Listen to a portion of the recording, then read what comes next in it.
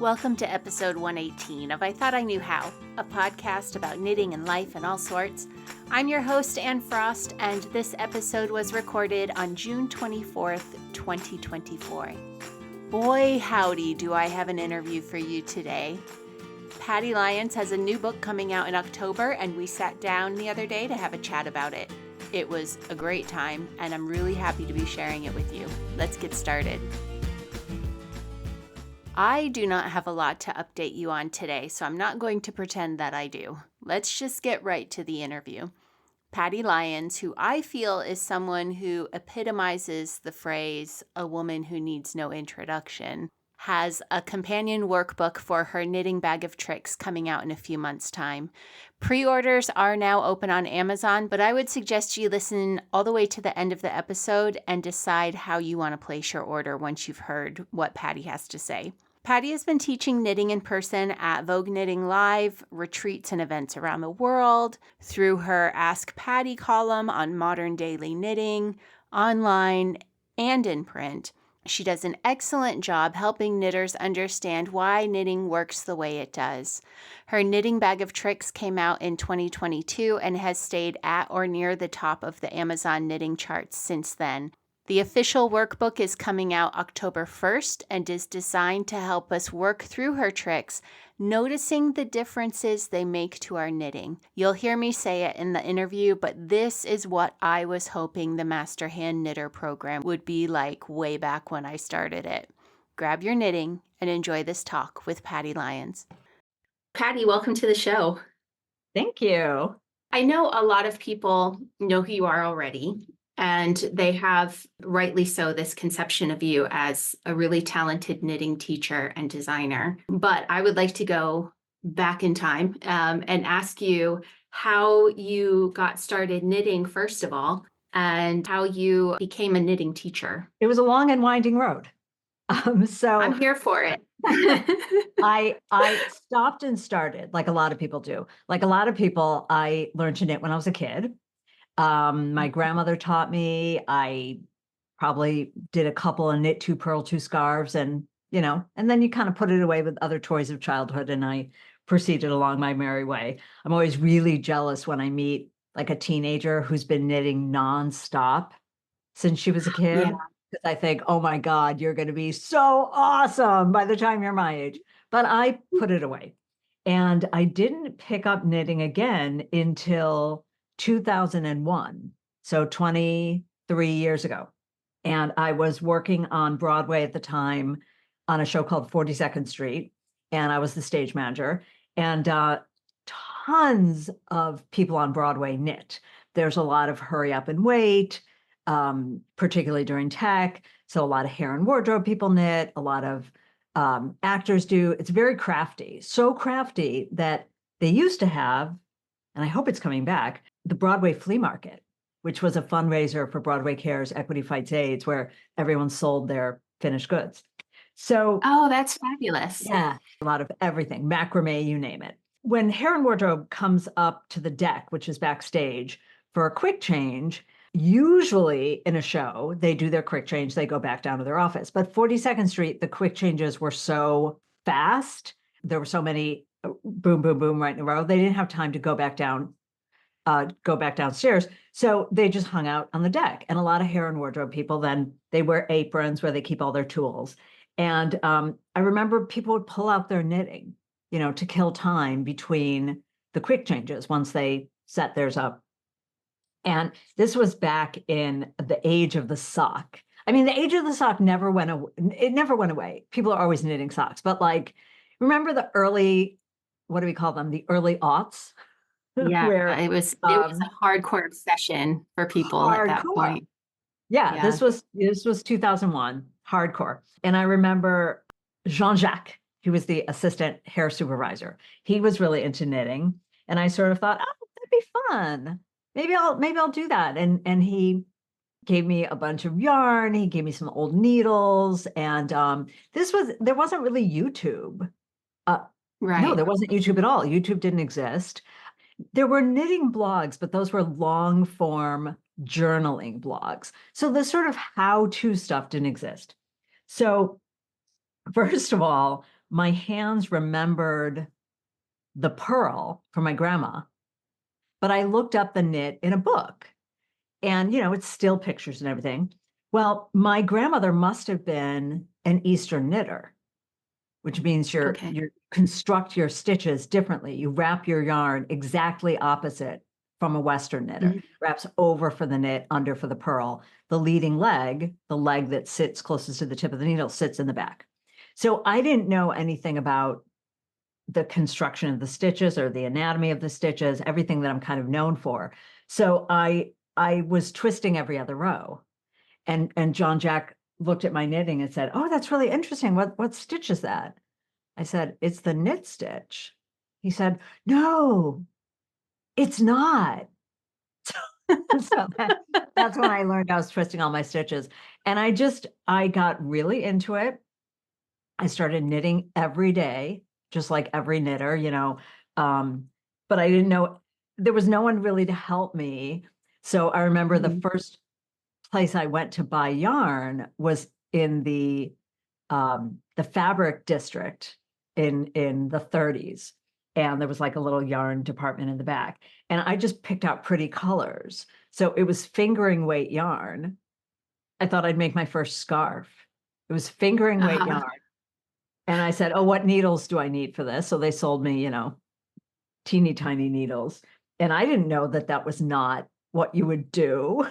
So my first scarf took like 17 years. I don't remember how long it took. It took so long. Um, and I was halfway through twisting every other row when I found out I was doing it wrong. So I was like, well, I got to keep doing it wrong because otherwise my scarf won't match. Yeah. So, so I was a knitter. So that's how I became a knitter. But then I would knit all the time, and a lot of people, like I said, a lot of people on Broadway knit, and I was working at Lincoln Center, and the producer, the musical theater producer, he knit all the time. Ira Weitzman, wonderful man. He called himself a nervous knitter. He would just knit during rehearsal, knit a hat, put it in a bag that he kept at his feet, cast on for another one. Um, so we would knit all the time. We would talk about knitting all the time. Me and my friend Francesca, who was also a knitter and another stage manager, we'd hang out in Ira's office. We'd just talk about knitting nonstop. And it was when I was out on the road with the first national tour of Jersey Boys that I was homesick. I miss my husband. I miss New York. I was exhausted. Theater's a great career, but and I'm so fortunate. I never like to complain about, boo hoo. I worked on Broadway and national tours when people would kill to have that career. But it is really difficult. Your base week is 60 hours. You work on weekends, you work. So I used to go to a knitting group called Chicks with Sticks in San Francisco on Monday, which was my day off. And I used to complain all the time about my job and about how tired I was, and oh, I wish there was some way I could make a living, knitting. And this woman, Eleanor, that was in the group, was like, "Well, why don't you just figure it out?" I think they were just tired of hearing me complain. Um, so yeah, so I started putting in Craigslist. Does everyone remember Craigslist? Like before, yeah. I used to just Yeah. put the word knitting. I would go to the job listing and I'd put in the word knitting. I don't know, just to see like, I can't imagine there were many hits for that, unfortunately, or we'd all be professional at this point. it was really annoying. There were so many hits because so many corporate jobs used in their description the word knitting, like knitting Yeah. together the staff. And so that was really annoying. But then I saw, Mm. oh my God, there's a store in New York City looking for a manager. So I sent a resume. I filled out the thing. I didn't want to say I'm in San Francisco because that wouldn't work. I didn't want to scare them away.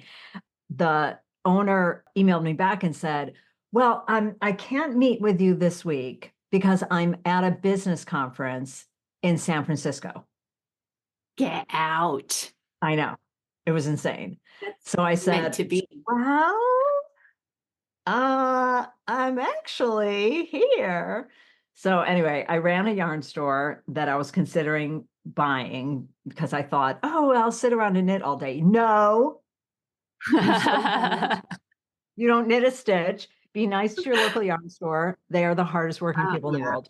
So hard. they really are. Um, but I remember there, because I had messed everything up in my knitting, and because I was working in a yarn store and I was a thrower, and then people would come in and they'd say, oh, I can't understand what you're doing. I'm a continental knitter. So I was like, oh, okay, I have to learn continental. And then Mhm. someone came in with their yarn over their neck one day, and I was like, what is happening there? So then I learned Portuguese knitting, and obviously, I tell a story in the book about how I learned the difference between Eastern, Western, and combination, because I actually didn't really know. All I knew was I was messing up, but I didn't know it was a real thing. Um, and people would wait outside the door for the store to open. I told you this was a long and winding road. Um, and because they had a mistake in their knitting, and I would open up the door and I'd fix their knitting. And one day, I don't know what got into me. I think I was waiting for a food delivery. It was a knitting store cafe, by the way. Um, Okay. and I was just kind of distracted. And I said, I picked up the knitting to fix it, but then I said, do you want me to fix it or do you want me to teach you how to fix it? And she was like, I'd love that because I made the mistake at 9 p.m. last night, and then I had to wait all the way until noon today until the store opened. So that grew into the very first class I ever developed to teach, which I still teach to this day, called Knitting ER. Yeah, I just started teaching, and I was a local teacher, and then Trisha Malcolm, for whatever wackadoo reason, thought, oh, she should teach at Vogue Knitting Live, like with all these famous national teachers. And I said, well, that's nuts. I'm just a local yarn store teacher. She's like, it'll be good. Yeah. So a couple people gave me a chance, Trisha. And then I really credit my friend Zanti, who said, no, you think about things differently than other people, and you describe things in a way that no one else describes things. So I really think that you should do this. You should, go into this full time, which I just thought was, Yeah. that's a nutty idea. That's one of the wonderful things about you as a teacher is that you are different. You approach the teaching differently. I feel like your instruction comes with accessible technical knowledge, if that makes sense. So it's not just do a knit stitch. It's like we're going to talk about the structure of the knit stitch. And by understanding that structure, you'll be able to identify when something's wrong with it. We're going to talk about cables, for instance, and why it works the way it does, and help you understand the knitting rather than just, I'm going to show you and just do it this way. I think a lot of people, there's a lot more focus on neurodiversity and what is now being called neurospicy, which I love. And, when your brain works differently, I always thought it was a deficit for me. But the other side of a brain that works differently is it's also your superpower. So Yeah. because I messed up everything, and because I'm not good at what I call watch and match, I Mhm. can't just watch something and then match it. I'm not good at memorizing if I don't understand it. So that just doesn't work for me. I have to take it apart and understand how it works, or I will not be able to learn it. You mentioned earlier about when you were learning and how, there would be books that would have photos or they would Yeah. have like the line drawings. And for me, was getting back into knitting in the early 2000s too. And we had so many wonderful books available, but so many of them relied on those line drawings. And I cannot process those at all. Yeah. It just looks like gibberish to me. And so, yeah, the advent of YouTube and Zoom classes and all of that has been such a blessing for me in being able to learn all of this stuff. But for a while there, I just thought, this isn't the hobby for me, I guess, because this makes sense to other people and doesn't make any sense to me. Well, can I tell you an amazing thing about Linda Schmidt, who's my technical illustrator? Linda Schmidt is a knitter. And one of the things Mhm. about technical illustrators is they're just kind of hired guns. Like they illustrate anything. They'll illustrate how to put together a stereo, how to put together. So normally a technical illustrator, and a lot of times back in the battle days of knitting books, there would just be a couple of photographs and be told, draw this.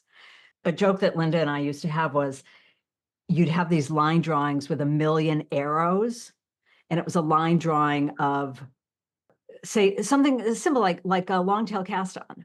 And you look at like one or two drawings with 8 million arrows, and you'd think, I know how to do long tail cast on, and I don't know what this drawing means. So the amazing thing about Linda Schmidt is she cast on for every trick in the book. I sent her photographs, but for every trick in the book, she wanted to make sure she understood it, and she would cast on and do it. And every once in a while, sometimes she'd come back to me and say, I'm still not sure what this photograph is showing. And I would draw on it, and sometimes I'd film a short video for her. And she'd go, oh, okay, I know how to draw it then it makes sense. And a couple of times she'd come back and say, I think we're missing 2 drawings.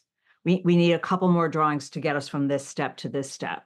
So that was Mhm. amazing to have Linda be a knitter and a brilliant technical Yeah. illustrator. That was such a Yeah. privilege. You mentioned your first knitting class that you came up with, the ER class, which I think we all should probably get into pretty early in our knitting career.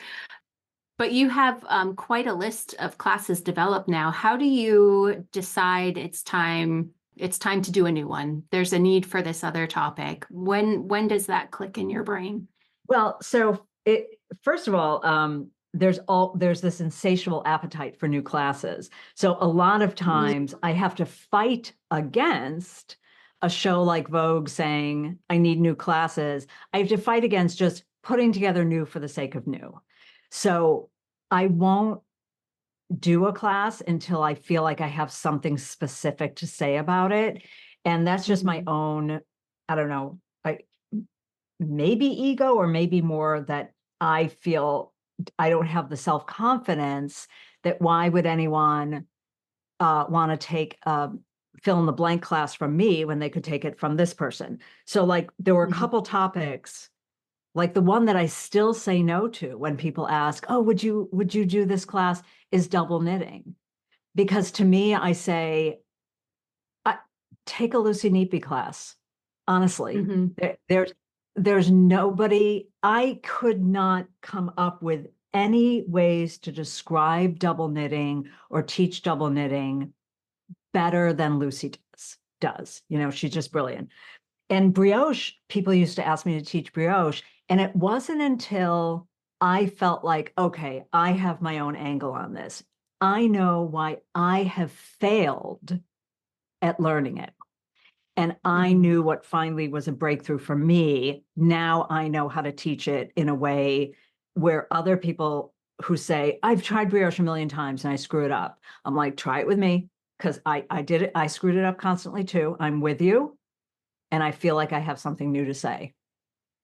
That is an excellent point, and that's something I recommend to people if they're just not getting something, is try another teacher, because they're going to have another way of looking at it that might work Yep. better for you. So that's a great point. And this I will say in respect to all my other brilliant teaching friends. A lot of times people will say to me, I've taken brioche, from 2 other people, but now I get it with you. And I say, thank you. But also, there's a cumulative effect of those Yeah. classes. You got like a little bit from this class, a little bit from this class, and then it clicked in the 3rd time you heard it. So also Mhm. sometimes don't be shy about taking a class more than once. Yeah, that's a good point. That's actually sound education theory too, I say, as a former teacher. Like there's a lot of truth to that and how humans learn. Yeah. Do you have any other advice you would offer for people who want to get into teaching knitting? Well, actually, really connected to what I just said. Start when you have a unique take on something. Right now, the market is really oversaturated. And I think that happened during COVID when everyone felt like, oh, I can just hang up a shingle and call myself a knitting teacher. And Mhm. there are genuinely only so many topics in the world, right? Once in a blue moon, you get someone that really invents something and has an amazingly different approach to it. There's a couple of teachers out there, Mary Martin, who developed this amazing. It's hard to explain. It's kind of it's not quite double knitting, but she really did invent something new. But as far as I'm going to teach cables, I'm going to teach lace, I'm going to teach. I find that a lot of teachers take classes, sometimes from me, and then teach. And I really try to encourage people, don't hang out your shingle until you feel like you have a unique take on that subject. Mhm. Because nowadays there's so much free content. What you don't want people to feel is like, well, that was what I call the like this, like this, like this teaching method. You put your needle in Mhm. here like this, and then you pick up your yarn and you're going to wrap it around here like this, because that you can get on YouTube. So Right. think more about what is your approach, what is your pedagogy, which is just fancy schmancy term for teaching theory. My pedagogy is I teach the why, not the how, Mhm. before you jump in. Good advice. Solid advice. That is sort of YouTube has been a double-edged sword, I think, for knitting. I mean, it has opened up access to it, but yeah, it's as you say, you need to have something unique to draw people into a in-person or even online teaching experience now, which isn't a bad thing. I think that's Right. actually a really good thing. Yeah, Yeah. YouTube can be tricky for knitters as well, because I feel like before there was YouTube, we figured things out on our own needles, and that gave us a deeper understanding of our knitting. And now we watch and match. So I'll often say to knitters, maybe in a magic loop class, and I have a very specific way of getting people to see magic loop. And I'll say, how many of Mhm. you raise your hands? How many of you have tried it before, but you feel like you have to look it up every time? And that's because the why is not being taught. It's just do this. And that just doesn't Mhm. stick in a lot of people's heads. Yeah, for sure. I promise we're going to talk about the book or books rather, but before we do, would you be willing to talk about the feud with Seth Meyers? I mean, the first thing I have to say is, does everyone understand that it was fake? I mean, because not everybody. Sometimes I'll get emails and say, good for you for taking him down a peg. I can't believe he, but it was all in good fun. And Mhm. the thing about Seth Meyers is I think I feel very warmly towards him because of what he did during COVID to sort of keep us all sane. And, I did my own little podcast. It was called Quarantine Live. And it's so nice how many people wrote to me saying, oh, I was so depressed. And, so I mean, so was I. That's why I turned on the camera and to talk to people that, weren't my four walls and my husband. So, during COVID, he went up into the attic. We used to call him the little man in the attic, and then it just got shortened to the little man. And turn on his lights and film his crazy stuff. And what happened was there was a thing called corrections. So people during COVID would either make a comment on YouTube or post on social media correcting him about something. So he launched this web only show called Corrections that was very funny. Now the original knitter wasn't me that corrected him. Okay. That was not me. She's actually a follower on my Facebook group. So the original knitter wrote a very, very funny thing with a very naughty word in it. And I on my YouTube channel, I actually I cut together everything, all the chronology, all the back and forth into one big video. And he basically, did the whole thing of like, oh, this is not my image of knitters, because she swore. Right. And so I put on Twitter, Seth Meyers clearly doesn't know about knitters. And it got a ton of response. And so then he got like he got so many knitters like ganging up on him, then he mentioned it again on corrections. Like, well, apparently a very popular knitter on the internet who has, you know, a large following said this and this and this about me. And then I actually was looking for this corrections where he's talking about knitting. And I Googled Seth Meyers and knitting, and Mhm. another thing came up, which was a magazine cover that he had done years ago, where he's holding a crocheted blanket with 2 knitting needles stuck into it, held upside down. So then I put that on Instagram, being like, come on. And so then he said, oh, that we've heard from the same lovely knitter again. So anyway, it just went back and forth, back and forth, back and forth. I made him the sweater, I made him the hat. But I did send him privately when he had his second baby during COVID. And so I sent him privately. I made him a little baby sweater, and I made him a tiny knitted jackal hat. He calls the people that correct him the jackals.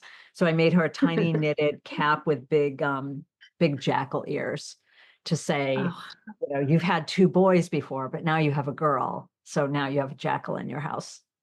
It was all delightful and such good fun. And he's a delight.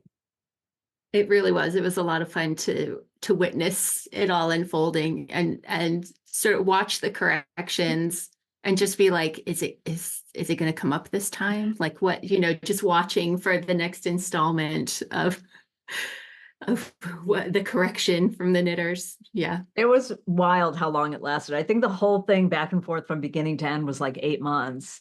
And then it was his Yeah. 100th corrections, and he asked me to film a little thing for him. So I filmed a little segment for the 100th episode of corrections, or the year anniversary. I can't remember which, but yeah, it was really fun. Yeah, that was great. So let's get to the books. You released the first book, and I'm going to read the name so I get the whole name right. Patty Lyons' Knitting Bag of Tricks, over 70 sanity-saving hacks for better knitting. And that came out in October 2022, a year and a half ago. And I was on Amazon as I was preparing for this, and it is still top of the charts on the knitting list. It's just a brilliant book, I think, for knitters at any level. If you're a beginner, you're going to get those whys right away. If you've been knitting for a while, you can fill in those missing whys for yourself. Have you been surprised by the response to the first book? Oh, yeah. We started the pre-orders. It went on pre-order in May of 2022. So that's over 2 years now.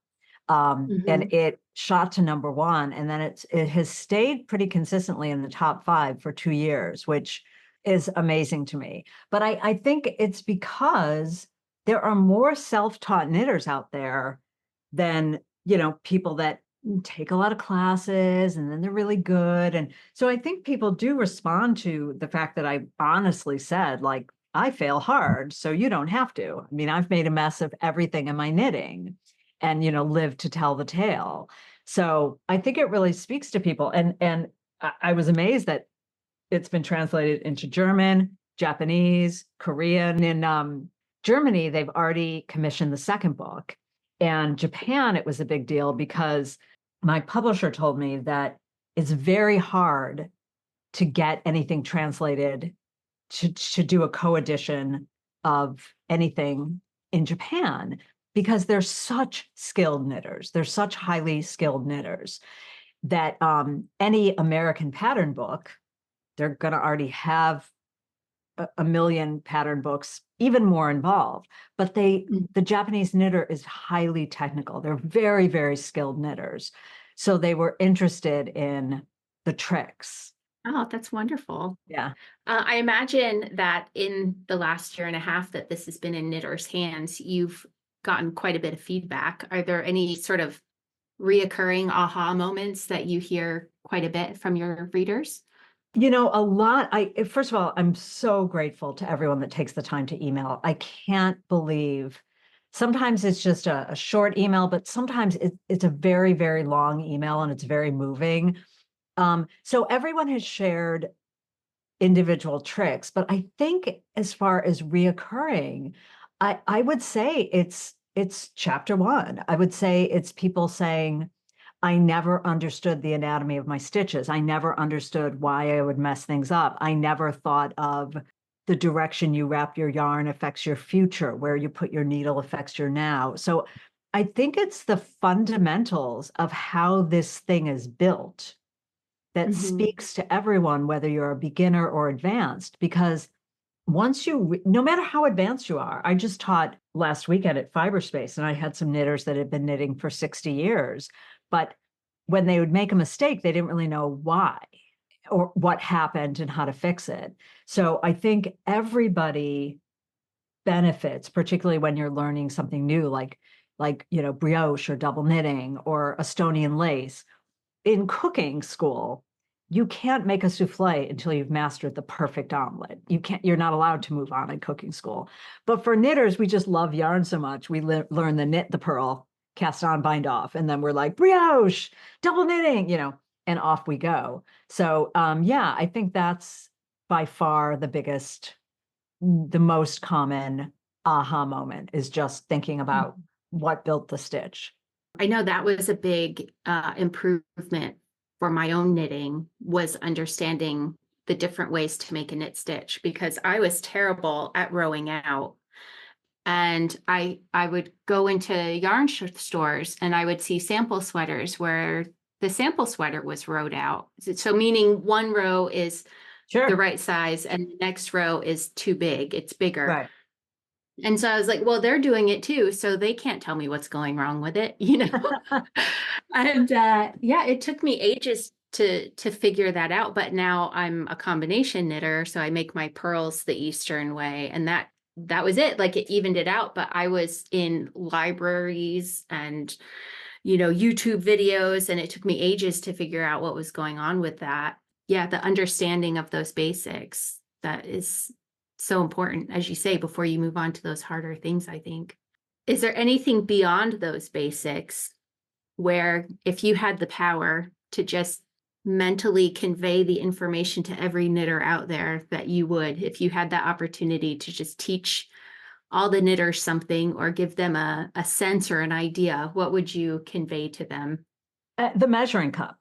In chapter 3, in the gauge chapter, I do a little bit from my class, Build a Better Fabric, Perfect Your Knitting. And that is, I always think, the most important class that I teach. It's being lazy. It's letting the tools do the work for you. So many knitters, I certainly was not taught what the needle is for, what the position of my Mhm. left hand was for, what the position of my right hand was for, the exit path, the angle that the yarn should be held to the needle. But most importantly, that the needle is not just a hand that reaches through a hole to grab the yarn and pull it through. It's your measuring Mhm. cup. Knitters completely flip out over the immediate improvement they make in their knitting by understanding how to use the needle. And when I teach that class, I just taught it last weekend, and I have knitters hold up their swatch. And bear in mind, is in a class, you're not knitting for that long. It's maybe an hour and a half of hands-on knitting between me teaching exercises. Um, and it's unbelievable. It's like just in that amount of time, it looks like they've changed needle sizes. Their fabric, has gone from what most knitting fabric looks like when you're just kind of grabbing the yarn through. Bits and bobs are uneven. There's rowing out. There's little to just perfectly sized stitches. And the joy that people have when they look at their own knitting, they're like, oh, it's very cool. Like, I had a knitter once hold up a swatch that was so different. It was unbelievable. And she said, can you see the difference? I said, what am I, hard of seeing? Of course I can see the difference. Are you kidding me? It's incredible. So yeah, that's pretty gratifying. That's great. Okay, everyone, chapter 3. Work your way through, get to that information. But so I have you here today. First of all, I hope everyone has the first book, because if it isn't already clear, it's an incredible book. But I have you here today to talk about your second book, which is coming out on October 1st. And that one is Patty Lyons' Knitting Bag of Tricks, the official workbook. And just to get personal for a minute, so I heard about the book coming out, and I was sent a PDF of the book before our interview. I started this podcast because I decided I was going to do the Master Hand Knitter program. And we talked a little bit about the difference in learning styles. Yeah. And I thought signing up for it that I was going to get a collection of information that I could then learn from and apply to my knitting. And long-time listeners know that is not how the program works. And it doesn't really work in a way that works for me. So it's long abandoned, 5 years abandoned at this point. But when I opened up the PDF and I started going through it, I was just amazed because it is what I was wanting Oh, all those years ago. And that's so here it like cool. it's here. It's here. So they're exercises that are tied into the Knitting Bag of Tricks, book Mhm. 1. And you have us do things with our knitting, try it out physically, and then you give us information about what to look for. What are the differences? Are you seeing this? Are you seeing that? And walking us through our own assessments of our own knitting. And like, it's so, I mean, how I'm sitting here getting chills talking about it. And I'm like, okay, your hobby might be taking over if you're getting chills talking about this book, but it Nah. really is so perfectly what I was looking for that I think I told you in the email, I was swiping through it going, Patty freaking Lyons, she's done it. And when you have physically, it's so fun because so many knitters would say to me, "Oh, I wish this whole book was a class, or it's so much information. I wish there was a structured way that I could, incorporate this information." But the other thing is, well, really influenced by Kay from Modern Daily Knitting. Kay is a big journaler. Both Anne and Kay, they love journaling. And a friend of mine owned a journal company. And I know, like in the Venn diagram of knitters and journalers, it's a big overlap. And the first thing I did was do a Zoom with my friend who owned a journal company. And there was so much I didn't know.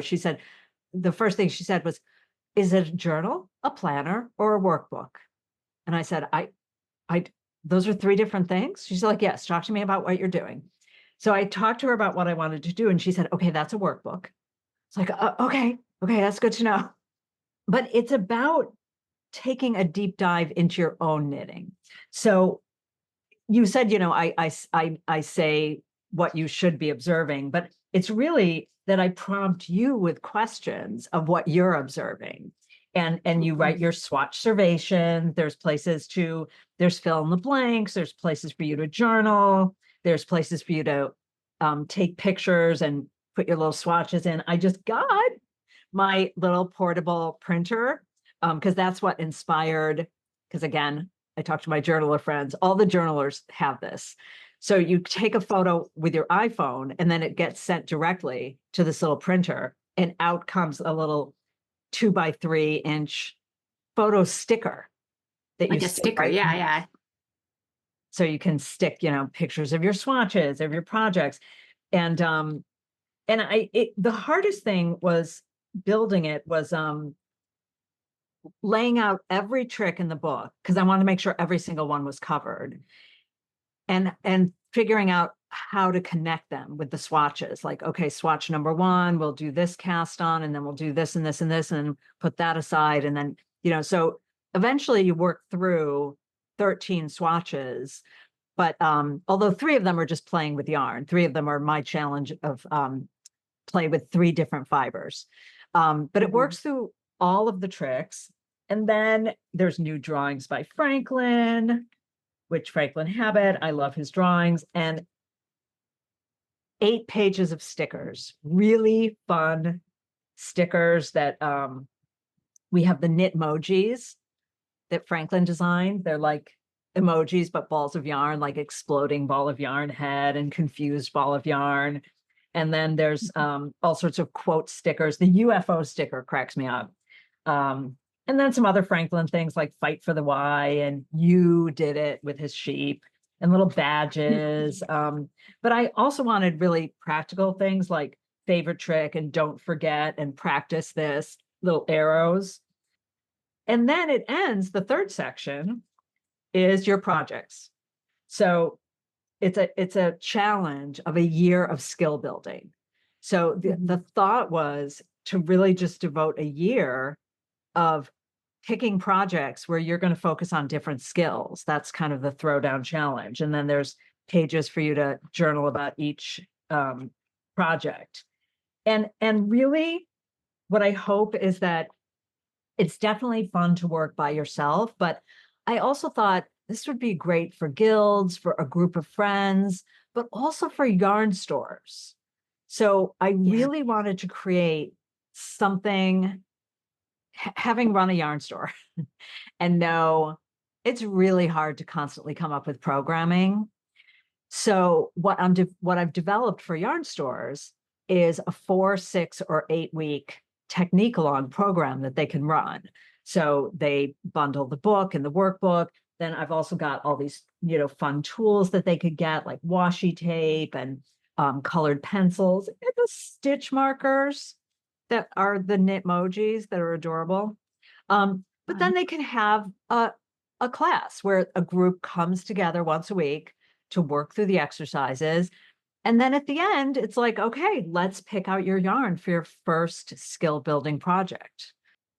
I also know that knitters are really looking for a community after, we're still not kind of over being separated for so long, that I know it's like 4 years past the lockdown, but I still sort of feel like I miss being with people.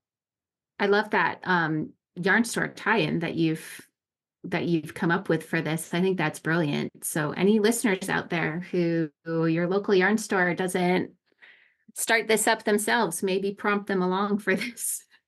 Yeah, and I have a wholesale page on my website. I mean, I don't wholesale the book, but I do wholesale all the fun tools, but that describes the programming so that, I really want yarn stores to be able to build that community. Maybe there's a Facebook group for everyone in the technique along. Every time they finish a project, it gets photographed and celebrated. Maybe there's like a party at the end of the year with a fashion show. I don't know, just something where knitters can just come together and deep dive into their knitting and then just celebrate everything they've learned for a year. I think would be really fun. That's wonderful. I love that idea. I know like around me, a lot of the local yarn stores will have like a come in and knit sort of time.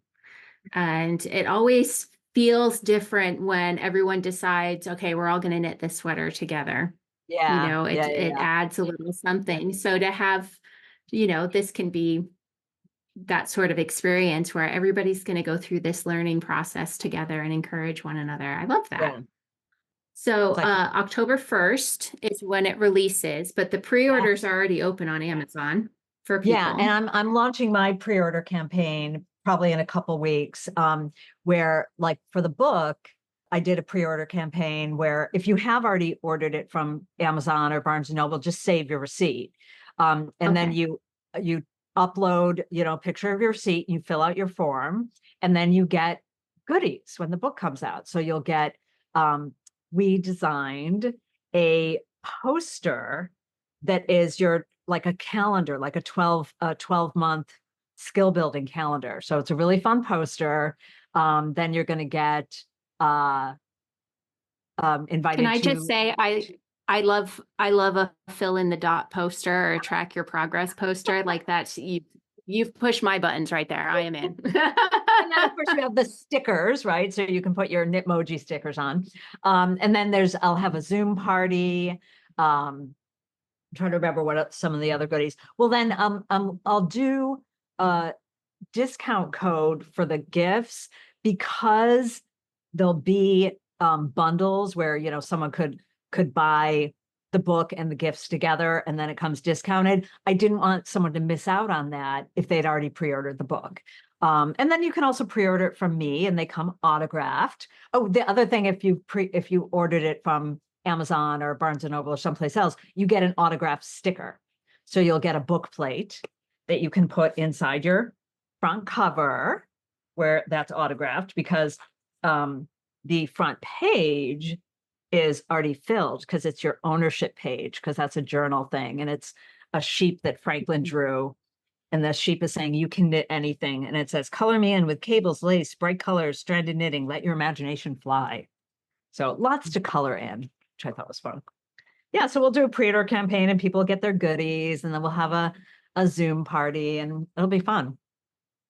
That sounds great. I love it. That's so inclusive for your community too, because it's not like everybody can come to New York City for a launch party or something, so you're really bringing people in from all over. That's wonderful. Yeah. And of course I will be in Rhinebeck for the official launch, because that'll be Rhinebeck is my hometown show. Yeah. It's my studios here in Saugerties, so Rhinebeck's just across the river. So I'll be in the author tent during Rhinebeck Sheep and Wool, signing the books, and that'll be fun. Excellent. So is there another book knocking around in your head? There is. My publisher kind of wanted it right away, and I said, remember how you wanted the book, the second book right away? And I said, we need to give the first book some air. I said, same. So I'm not a every year, but I do have the next one ready. And it is very much based on the thing that I think knitters need the most. I will just give you this hint. It's the thing that stops knitters in their tracks and keeps them from moving forward. So I want to fix that. Ooh. Okay.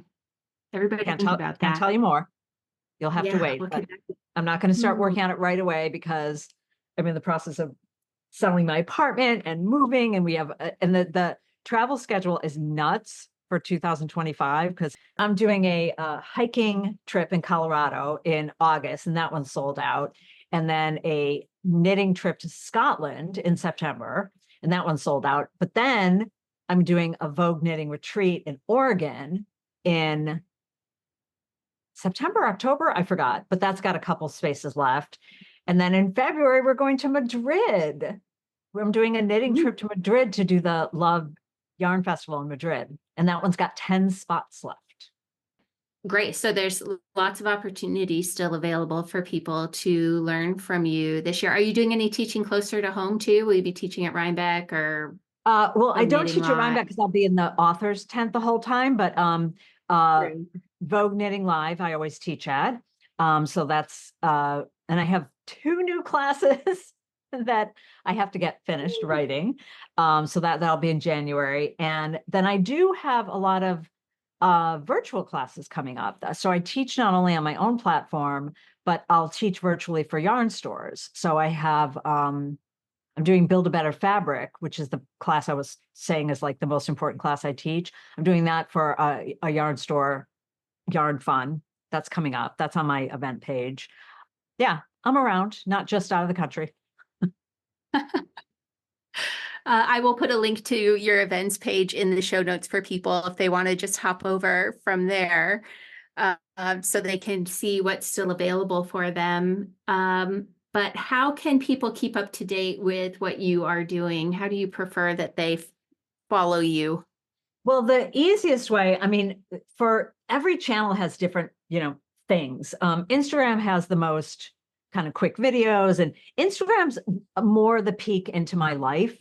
But as far as getting first crack at registration for things, that's definitely the newsletter. So you just go to pattylyons.com, subscribe to my newsletter. When I teach on my own platform, I open it up to the newsletter group first. When I have a special trip, I open it up to the newsletter group first. That's why there's only 10 spots left for Madrid, because the newsletter group got first crack at it. So I don't fill people. I don't, fill your box with a lot of nonsense. Just the facts.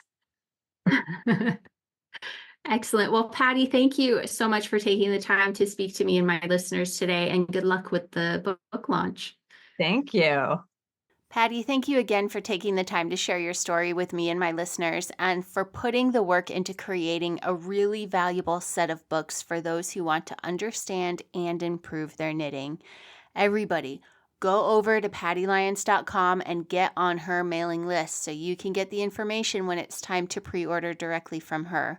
Or use the link in the show notes to place your pre-order on Amazon. Or reach out to your local yarn store and arrange to have them set aside a copy for you. However you get the book and workbook, get them. You will love them. A few more things before I go. Stitch and Pitch is approaching. A third of the tickets in our section have sold out, so I would not put off ordering much longer. The game is at Duncan Park in Hartford, Connecticut, and we'll be watching the Hartford Yard Goats play the Somerset Patriots while we knit, crochet, sew, or spin in public. Regular tickets to the August 17th game at Dunkin' Donuts Park in Hartford include your seat, a $2 credit for stadium concessions, and entry to one of 9 inning prizes contributed by local yarn stores such as the Yarn Barn, U&U Fiber Arts, Webb's, Knit New Haven, Morehouse Farm, the I Thought I Knew How podcast, and more. Those regular tickets are mainly for those bringing a non-crafter along to the event, because if you opt for the premium ticket, you will also get a cotton tote bag filled with items from event sponsors: Uradale Yarns, Hilly Knits, Clover USA, Knit Pro, Unicorn Clean, and this podcast. Ooh, one thing I just realized I forgot to mention is Lumos has also sponsored an Around the Net craft light for each of the 9 inning prizes. It's gonna be great! This is a very up-to-date stadium, so there are plenty of comfy seats that suit a wide range of body types. If you need seating accommodations, though, please let me know ahead of time so I can get that arranged with the stadium. We are, of course, welcome to craft in the stadium, but I suggest you plan to bring a smaller project and maybe leave more threatening-looking scissors at home. There are bag checks as you enter the stadium, but I have brought my knitting to at least 10 games in the past, and they have never given me issues. And of course, they will know we are coming. Get all the details and order your tickets at ithoughtIknewhow.com/stitchandpitch. Those of you who are doing the I-91 shop hop, the game is happening on the last day of the event. I had someone reach out the other day when she realized that there were direct flights from Houston, where she lives, to New Haven, Connecticut, which is sort of an end point of the I-91 shop hop. I cannot think of a better vacation myself. There are a whole handful of new shops included on the shop hop this year, including the Woolly Thistle in Lebanon, New Hampshire, who has just recently announced that they are opening a storefront again for the first time in years. I love New England, so anyway I can lure people here, I'm going to do it. Check out the show notes for a link for information about the shop hop. Anyone out there planning to do the Tour de Fleece? I have never done it before. I am still a very beginner spinner, but I have set my own goal to spin for 15 minutes a day through the event. I will post my progress naturally, but feel free to DM me if you're joining in on one of the spinning challenges, because I'm looking for people to follow who are doing it so that I will see you doing it and I will remember to put my time in. I'll actually be traveling on several of the days of the event, so I'll be spinning on 2 different wheels and a drop spindle during the time of the Tour de Fleece. If spinning does not stick with me after this, I think it's not going to be the hobby for me. I'm hoping that it sticks. Right, my friends, I am off. I'm hoping to be back again with another episode before too long. In the meantime, thank you for listening and knitting with me for a bit. If you enjoy the show, please rate and review the show in the app you use to download it, and I'd love it if you would share the episode with a friend. The show notes are where you will find links to all the things mentioned in the show, so be sure to check those out. Find me on my social media accounts as I Thought I Knew How, except on X, where it's just Thought I Knew How. The groups on various platforms are all called I Thought I Knew How Podcast. Until next time, may you be blessed with stitches that never drop, yarn without joins, and plenty of time to knit.